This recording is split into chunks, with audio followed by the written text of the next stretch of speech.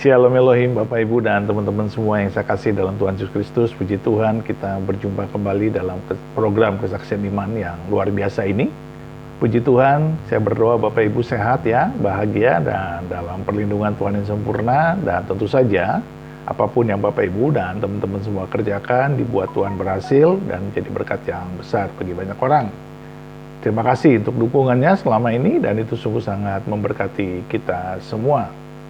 Nah, hari ini Bapak Ibu dan teman-teman semua kita akan mendengarkan kesaksian dari Pak Willy Limarno ya. Beliau adalah saat ini sebagai seorang pendeta ya, hamba Tuhan yang melayani di Jawa Timur. Dan dahulu beliau menjadi anak yang bengal, anak yang bandel, anak yang nakal. Bahkan beliau adalah seorang anak pendeta. Tetapi karena suatu peristiwa yang mengerikan dan menakutkan, beliau dijamah Tuhan. Ya, dalam kehidupannya sebagai seorang pelaut yang begitu liar dan kelam, beliau sungguh menjadi seorang yang jauh dari Tuhan, walaupun beliau dulu adalah seorang anak yang rajin mengikuti sekolah minggu dan bahkan rajin ke gereja. Tetapi pada akhirnya peristiwa tenggelamnya kapal yang harus diawakinya sebagai seorang kru, sebagai seorang pelaut, beliau akhirnya sadar bahwa itu adalah peringatan yang keras dari Tuhan supaya beliau bertobat. Nah, bagaimana kesaksiannya? Mari kita saksikan bersama-sama. Tuhan memberkati. Shalom, saya Wahyu Widiawati. Senang bisa ketemu di program Perjumpaan dengan Tuhan. Hari ini kita akan ngobrol dengan Pendeta Willy Limarno. Beliau ini seorang hamba Tuhan yang melayani saat ini sebagai gembala di JKI Suara Kristus Surabaya. Beliau ini paling ganteng di antara keluarganya karena beliau punya 5 orang putri dan tentunya istrinya juga seorang wanita ya. Dan sekarang dikaruniai 9 cucu. Kemungkinan masih akan bertambah lagi. Shalom, Pak Willy. Shalom. Senang bisa ketemu Pak Willy. Haleluya, puji Tuhan. Awet muda ya. Baru 27 tahun. Baru 27 tahun. Pemirsa. Ya. Awet muda karena awet di dalam muda, Yesus. betul. Iya, silakan. Beliau Kristen sejak kecil Pak ya? Ya, Kristen, agamanya Kristen. Agamanya Kristen sejak kecil. Kenapa begitu? Karena papi saya pendeta. Papinya pendeta. Waduh. Tapi perjalanan hidup membuat Pak Willy terhilang dari Tuhan ya. Betul. Nah, hari ini kita akan dengar bagaimana sih perjumpaan pribadi Pak Willy dengan Tuhan yang mengubahkan hidup beliau. Pak Willy, tadi sempat dibilang Bapak ini anaknya pendeta. Berarti waktu kecil rajin sekolah minggu dong? Oh, rajin. Karena rumahnya di gereja ya? Enggak juga. Enggak juga ya? Kalau nggak ke gereja? Harus ke gereja. Kalau nggak ke gereja ada sanksinya ya? Ada sanksi. Oke. Ya, kan mami saya galak. Kalau nggak ke gereja pasti dirotan. Oh, zaman dulu kan. Zaman dulu begitu ya. Kalau sekarang namanya KDRT. Bisa dilaporkan KPAI, Pak. Iya. Tapi saya tahu bahwa itu rotan itu adalah rotan yang penuh dengan kasih. Betul. Ya. Sehingga akhirnya membentuk saya sampai saat ini. Dalam hal disiplin, ya itu yang saya rasakan, karena memang kedisiplinan itu sangat penting. Sangat penting. Ya. Okay. Dan akhirnya sampai saat ini saya juga bisa menikmati hasil itu, karena saya dipercayakan oleh Tuhan untuk menggembalakan satu gereja kecil, tapi dengan kedisiplinan ini kami bisa melewati banyak badai dan gelombang. Puji Tuhan. Ya. Itu apa namanya? Riak-riak hidup perlu kayak gitu, Pak. Kalau nggak gitu kita kurang gimana gitu hidupnya ya? Kita tidak kuat, tidak tough gitu ya. Nah, masalahnya itu buat saya itu terbentuk. Gaya hidup saya ini terbentuk dalam kehidupan sebelumnya. Jadi sebenarnya boleh tahu nih, Pak Willy itu dari kecil kan papanya pendeta ya. Jadi rajin sekolah minggu, tapi tidak mengalami Tuhan di situ. Sekedar agama Kristen saja ya. Sekedar hafal, saya hafal sekali Yohanes 3 ayat 16. Waktu itu zaman dulu namanya Yahya 3 ayat 16. Saya hafal sekali. Hafal sekali ya. Artinya sambil tidur juga saya hafal. Tapi saya tidak mengerti itu. Ya, saya tidak mengerti bahwa ya Tuhan Yesus itu luar biasa, ya. Dia rela menjadi manusia supaya kita ini diselamatkan. Dan itu yang menjadi setelah saya mengenal Tuhan Yesus secara pribadi, itu yang menjadi ayat favorit. Wow. Ya, karena itu saja. Ya, karena kita ini bukan siapa-siapa kalau bukan karena kasihnya. Oh, saya pasti siapalah kita gitu ya. Iya. Ya. Pak Willy, ketika Pak Willy kecil rajin ke gereja tetapi tidak memahami. Ketika remaja kan disiplin nih, harus ke gereja. Jadi ke gerejanya karena dipaksa kan. Ketika remaja masih jadi anak remaja yang manis, nurut gitu atau gimana? Saya masih jadi penyanyi kor kaum muda. Ya. Oh, masih. Aktif juga ya di gereja? Iya, ya. Wow. Harus aktif bapaknya pendeta. Terus gimana ceritanya Bapak bisa begitu jauh dari Tuhan? Padahal lahir di gereja, besar di gereja, betul. Pelayanan ya, kor ya. Iya. Kok bisa Bapak? Ya karena kehidupan saya itu tadi, jadi saya setelah di usia tertentu, saya harus memilih apa ya masa depan saya pilih pilihan yang menurut saya bagus pada saat itu, ternyata itu arahnya salah. Emang Bapak milih apa? Jadi pelaut. Jadi pelaut? Cita-citanya emang dari kecil jadi pelaut? Ya. Oh, kenapa? Saya memang, karena kalau saya melihat itu dulu rumah kami itu dekat pelabuhan, selalu ada angkatan laut kalau jalan itu kriuk. Saya pikir, saya kalau besar saya juga mau seperti itu. Gitu kan. Oke. Suka, memang cita-cita jadi kecil dari tapi kecil. saya bukan jadi tentara, saya juga hanya menjadi pelaut. Pelaut kapal niaga begitu. Bapak lulus sekolah waktu itu apa Pak? STM atau apa? Zaman itu apa namanya? Enggak, jadi dari SMA kemudian melanjutkan ke akademi pelayaran. Ke akademi pelayaran ya. Oke. Bapak sesuai dengan cita-citanya jadi pelaut. Orang tua mendukung? Ya, harus mendukung karena anaknya punya cita-cita seperti itu. Jadi didukung Bapak jadi pelaut. Singkat cerita Bapak kemudian melaut juga begitu ya? Berlayar? Iya, harus itu. Itu dia. Kemana saja Pak? Negara-negara yang pernah dikunjungi? Kemana-mana. Kemana-mana. Dan itu yang membuat saya jadi semakin untung tidak ikut tenggelam. Boleh cerita sih, kita ini kan biasa hidup di darat ya. Kalau hidup di laut jadi seorang pelaut itu seperti apa? Wah, ini betul-betul mohon maaf, teman-teman pelaut jangan tersinggung karena memang kehidupannya begitu. Gimana? Saya sampai dulu punya candaan, kami ada istilah begini. Saya malu sebenarnya, tapi itulah. Kehidupan liar yang adanya begitu. Karena duit banyak ya Pak? Betul, duit banyak. Jadi ada istilah kami dulu tuh, ikat tali, ikat cinta. Lepas tali, lepas cinta. Bayangkan seperti itu. Berarti dulu ceweknya banyak dong? Oh enggak. Enggak ya. Oke.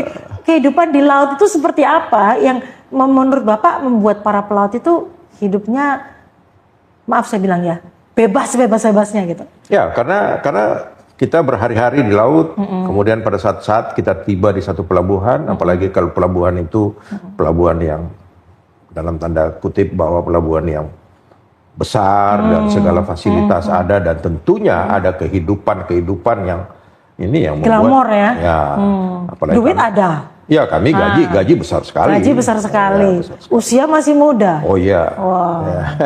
Luar biasa. Jadi Pak Willy sudah keliling dunia ini ceritanya. Kurang lebih begitu. Jadi istilahnya begini. Kami karena tantangan di laut itu menjadi kami tough ya. Jadi udah biasa lah kalau namanya ombak, gelombang tinggi itu udah biasa. Nah itu yang membuat kami menjadi kuat, tangguh gitu loh. Tapi di sisi yang lain kehidupan seperti itu yang membuat memalukan nama Tuhan sebenarnya. Tapi ketika ada di laut, Bapak pernah berdoa nggak? Kalau di laut saya disuruh suruh pimpin doa ya. Karena mereka tahu saya anaknya pendeta. Ya saya bisa berdoa. Jadi pimpin doa di sana, doa makan, doa apa pokoknya Bapak. Alkitab juga saya baca, tapi saya nggak pernah ketemu dengan Tuhan Yesus karena itu rutinitas dari kecil. Iya bayangkan, kita habis baca Alkitab, habis itu berbuat dosa rasanya aduh. Biasa-biasa. Makanya saya katakan saya tidak mengenal siapa Yesus. Tapi kalau sekarang, wow, saya benar-benar sangat menghargai apa yang saya punya sekarang ini, bahwa dan saya menggunakan waktu yang sisa ini, Ya karena usia saya 27 tahun tadi. Pak Willy, momen apa yang membuat Bapak itu di laut tetap berdoa, baca Alkitab juga, tapi hidup dosa juga jalan terus. Nah, momen apa yang membuat Bapak mengalami perjumpaan secara pribadi dan menyadari bahwa Bapak harus meninggalkan semuanya itu? Jadi begini,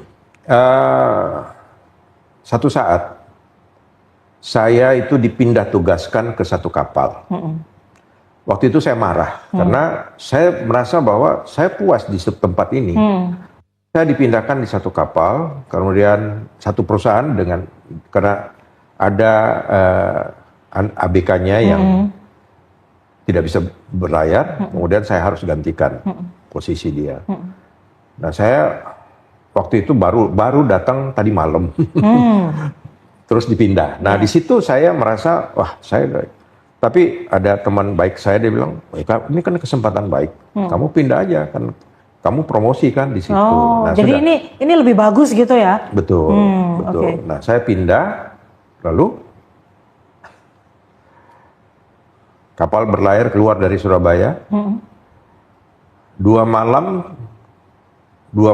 kami dengar berita, ada kapal yang kirim SOS dan tenggelam. Di situ kurang lebih begitu.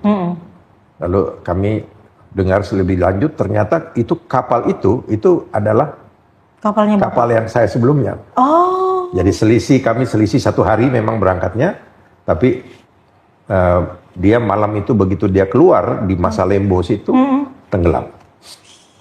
Nah orang yang gantikan saya hilang. Nah di situ saya penuh dengan ketakutan. Apa yang Bapak takutkan? Ya, saya takut mati. Iya saya takut mati. Itu belum menikah ya kondisi? Belum menikah ya.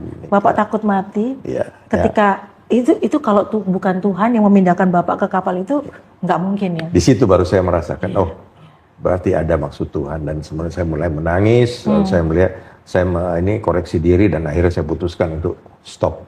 Bapak berhenti jadi seorang pelaut? Iya. Dengan gaji yang begitu besar Bapak tinggalkan? Iya. Langsung? Langsung. Oh. Langsung. Nggak ada rasa eman ini tapi gajinya besar gitu? Sempat kepikir nggak? Ya, kepikir. Tapi saya melihat ada sesuatu yang saya harus berubah. Dan memang benar. Karena itu jalan Tuhan, saya harus kerja di darat dengan penuh perjuangan karena ya beda ya, gaya hidup yang berbeda, tapi saya bersyukur justru Tuhan memberikan saya kekuatan dan ya sampai ada hari ini karena rencana Tuhan gitu ya. Jadi Bapak menyadari bahwa Bapak butuh Tuhan justru setelah kapal sebelumnya itu tenggelam ya. Iya. Wow. Iya. Wow, luar biasa. Jadi kengerian itu timbul dan terus menghantui, katakan begitu. Ya, akhirnya saya ambil putusan. Bukan saya ini apa namanya penakut, bukan. Tapi saya melihat bahwa ada sesuatu maksud Tuhan di balik itu. Lalu saya mulai belajar dan saya mulai mengenal Tuhan, dan luar biasa Tuhan begitu baik. Pak Willy melayar atau melaut berapa lama? 7 tahun. 7 tahun ya. Angka sempurna itu. Punya kembali. 7 tahun. 7 tahun ya. Kemudian Bapak pindah bekerja di darat. Kemudian apa yang Bapak lakukan sebagai respon dari ketakutan Bapak tadi? Ya, saya mulai belajar. Mulai ke gereja lagi ya? Ya, mulai cari Tuhan. Cari Tuhan. Ya. Oke. Saya mulai belajar, katakanlah misalnya ada 2 puasa, saya belajar itu. Ada Bible study saya ikut gitu loh. Jadi saya sangat antusias mau tahu Tuhan. Mau tahu Tuhan. Untuk kenal Tuhan ya. Ya, karena memang rata-rata memang pendeta ya, maaf. Iya. Ya saya kan sama pendeta jadi nggak apa-apa, sesama biskota boleh kan. Yang ngomong pendeta. jadi silakan kalau mau protes sama beliau. Sama-sama begini. Pada umumnya banyak pendeta itu mereka karena terlalu fokus dengan pelayanannya lupa anak-anaknya. Nah, saya tidak menyalahkan papi saya. Saya tahu dia cinta keluarganya. Saya sangat menghargai. Papi saya meninggal itu di usia seperti saya, kemudian tapi dia masih di dalam pelayanan dan semangat sekali. Dan karena apa? Dia cinta terhadap Tuhan dan terhadap keluarga. Cuma memang kadang-kadang orang tua itu ya lengah. Seperti saya. Jadi akhirnya lolos dari pengawasan. Bapak berapa bersaudara? 6. Bapak Ya, nomor? 4. Nomor 4 ya. Dan semua anak-anak kurang ya, merasa kurang perhatian gitu kah? Karena kesibukan Enggak juga layanan? sih. Enggak juga. Enggak. Cuman Bapak aja yang bandel gitu Cuma ya? saya bandel memang. Oh. Oke, Pak, setelah Bapak mengalami perjumpaan, ketakutan tadi mengalami perjumpaan pribadi dengan Tuhan, nangis, Tuhan aku mau kembali. Ketika di darat, kan beda ya, Iya. pekerjaan di laut, melaut dengan di darat. Persaingannya semakin ketat begitu ya. Iya. Bapak apakah mengalami juga hal seperti itu? Naik turunnya kehidupan begitu? Oh pasti. Tapi satu hal, karena ya saya sudah punya Yesus, Iya. ya saya Nggak takut ya? saya berserah. Saya tahu Tuhan pasti buka jalan. Prinsipnya kan itu. Oke. Ya, yang penting kita berusaha. Ya. Jadi dulu firman Tuhan kan katakan, carilah dahulu kerajaan Allah dan segala kebenarannya, maka segala sesuatu itu ditambahkan. Saya benar-benar saya lakukan itu. Saya belajar untuk itu dengan kerendahan hati. Saya tahu bahwa saya ini adalah orang yang gagal, bukan produk gagal. Saya adalah orang yang gagal. Nah, sehingga saya harus berusaha untuk mendapatkan kembali waktu-waktu yang hilang dulu. Sekian tahun hilang itu. Nah, itu makanya sampai sekarang saya masih tetap penuh dengan semangat melayani Tuhan. Di usia 27 tahun. Iya. Itu memang setelah Bapak berhenti melaut, memang ada cita-cita untuk full time melayani Tuhan begitu? Tidak. Enggak. Itu. Iya. Kenapa Bapak bisa sampai memutuskan untuk melayani Tuhan? Jadi begini, pada waktu papi saya meninggal, di situ saya marah sekali sama Tuhan. Kenapa? Karena saya melihat Bapak kecewa sama Tuhan? Kecewa. Kenapa? Saya melihat papi saya ini seorang hamba Tuhan yang sangat sederhana, rendah hati, dan dia itu tidak macam-macam, ya. Dia selalu melayani orang-orang yang memang ya perlu dilayani dia gitu dengan tulus, ya. Sehingga akhirnya tahu-tahu dia meninggal karena sakit, sakit kanker lagi, kan.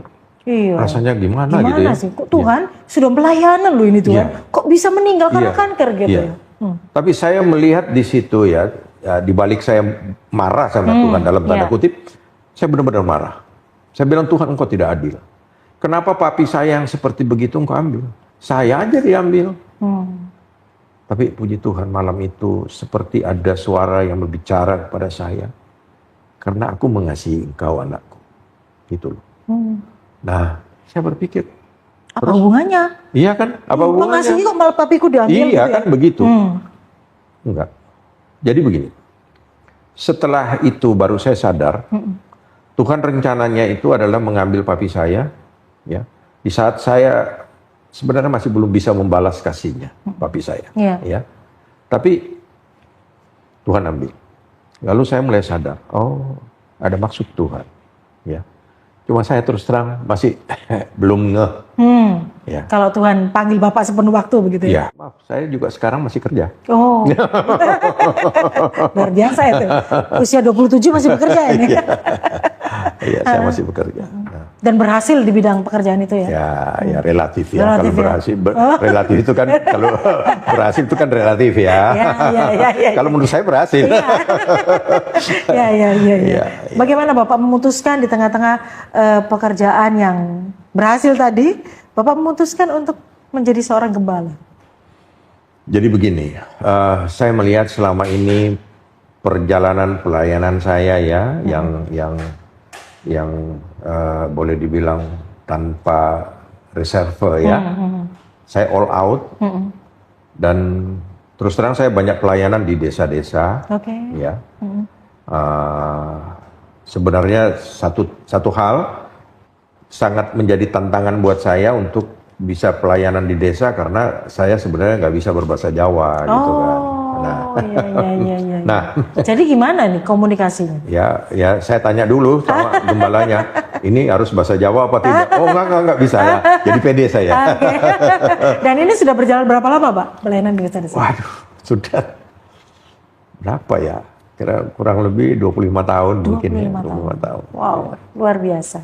25 Dari seorang yang terhilang karena mencari kesenangan di masa muda Pak ya, sebagai seorang Ya, ya. pelaut. Ya, Tuhan betul. tangkap, Tuhan tangkap. Betul. Jadi memang tujuan saya untuk hidup sebagai seorang pelaut itu untuk kesenangan hidup.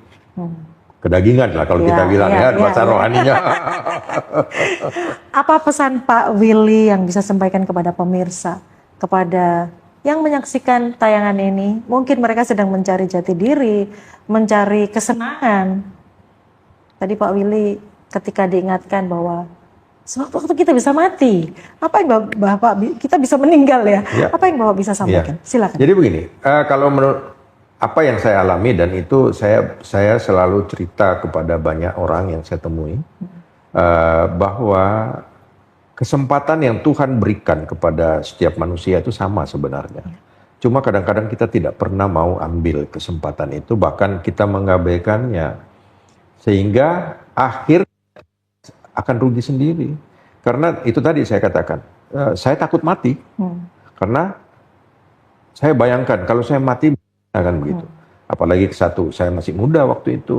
Lalu bagaimana masa depan? Ya, tidak ada masa depan kalau gitu kan. Jadi saya pernah ada di satu area kehidupan yang dalam tanda kutip gelap, dan itu sebenarnya setiap manusia bisa alami. Begitu ya. Nah, tapi sebenarnya kalau kita dari awal kita sudah bisa mengenal Tuhan Yesus secara pribadi, hal-hal yang bisa kita lewati. Ya, kita ada di jalur yang benar. Jangan seperti saya, harus pindah jalur dulu. Untung keburu pindah jalur gitu ya. Nah, kalau itu tidak kesempatan ya. Ya, kalau tidak ada, wow, itu sangat disayangkan. Artinya kita, ya memang kita manusia ini sebenarnya di hadapan Tuhan ini sebenarnya sangat berharga. Karena setiap kita kan diciptakan segambar dan serupa dengan Allah. Tapi karena dosa, kita akhirnya semua jadi begitu kan. Nah, tapi Tuhan sudah memberikan yang terbaik. Tuhan sudah rela berkorban ya, sampai kita harus direbut lagi dari segala kematian itu, dan kita puji Tuhan, kita bisa mendapatkan keselamatan, pengampunan dosa, bahkan hidup yang kekal. Nah, kadang-kadang itu yang dilupakan oleh manusia, termasuk saya dulu. Ya, saya dengar aja, ya kita waktu di sekolah minggu diajarkan guru-guru sekolah minggu, waktu remaja dan seterusnya. Tapi bagi saya ya mungkin cuma masuk di sini, keluar di sini, nggak sampai di hati, ya, dan tidak dilakukannya. Nah, jadi ya seperti itu. Pesan saya buat yang sempat menyaksikan ini, jangan buang-buang waktu, ya, karena kita tidak tahu waktu kita, ya. Waktu Tuhan, waktu kita itu semua menjadi satu rahasia. Betul. Jadi kalau kita bisa hidup, ya ayo kita ditoto lah ya dari sekarang. Ya, tidak ada kata terlambat. Ya, saya sendiri juga tidak terlalu menyesali, tapi cuman saya juga menyesal kenapa ada waktu-waktu yang terbuang. Ya, hilang. Nah, makanya saya sekarang ini punya slogan dalam pelayanan ini, saya itu kejar setoran. Kejar setoran, Pak ya. Menebus yang hilang. Betul. Biasa kan, kalau kita analoginya, kalau misalnya seorang pengemudi ya, dia mungkin kejar setoran. Kejar terus ya, seperti saya ini.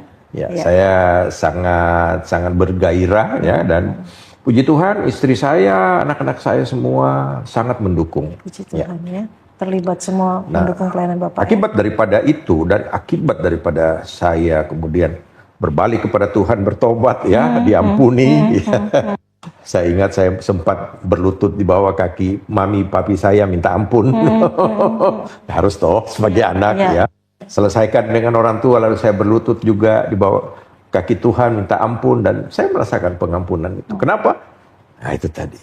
Kehidupan pribadi saya secara pelan Tuhan atur, walaupun harus kadang menghadapi berbagai gelombang ya, tapi saya tahu ya Tuhan pasti akan tolong. Dan sampai sekarang luar biasa, Tuhan sertai keluarga kami, Tuhan berkati kami, istri saya, ya anak-anak saya, puji Tuhan semua diberkati Tuhan, cucu-cucu juga diberkati Tuhan. Iya. Ya, jadi Ini sesuatu yang semua orang harus rasakan. Ya. Bagaimana penyertaan Tuhan. ya, Pemirsa yang menyaksikan tayangan ini, kesempatan Anda sekarang. Terimalah Tuhan Yesus sebagai Tuhan dan Juru Selamat Anda. Berbaliklah dari hidup Anda yang lama, yang keluar dari jalurnya Tuhan. Karena kita tidak tahu sampai kapan kesempatan itu datang. Saya Wahyu Widiawati pamit. Puji Tuhan, puji Tuhan, puji Tuhan, kesaksian yang luar biasa dari Pak Willy Limarno, dan itu sungguh memberkati kita semua. Itu suatu peringatan buat kita bahwa tidak ada jaminan seorang yang lahir dari keluarga Kristen, bahkan bapaknya seorang pendeta sekalipun, dia akan mengalami pertobatan dan lahir baru. Tetapi Tuhan akhirnya penuh dengan kasih sayang, penuh dengan anugerah, penuh dengan kemurahan, menangkap kembali Pak Willy, dan akhirnya beliau bertobat dan lahir baru. Dan ini adalah sebuah kesaksian yang luar biasa. Jadi kita tahu bahwa Tuhan selalu menangkap anak-anaknya yang memang harus dia selamatkan, yang harus memang dia berikan kesempatan yang kedua supaya hidupnya sungguh-sungguh dan berkenan kepada Allah. Baik Bapak Ibu dan teman-teman semua, mari kita terus berdoa, mengasihi jiwa yang terhilang, dan tetap setia di dalam panggilan Tuhan. Tuhan memberkati kita semua di dalam nama Bapa dan Anak dan Roh Kudus, di dalam nama Tuhan Yesus Kristus. Haleluya, haleluya, haleluya. Amin, amin, amin, amin, amin.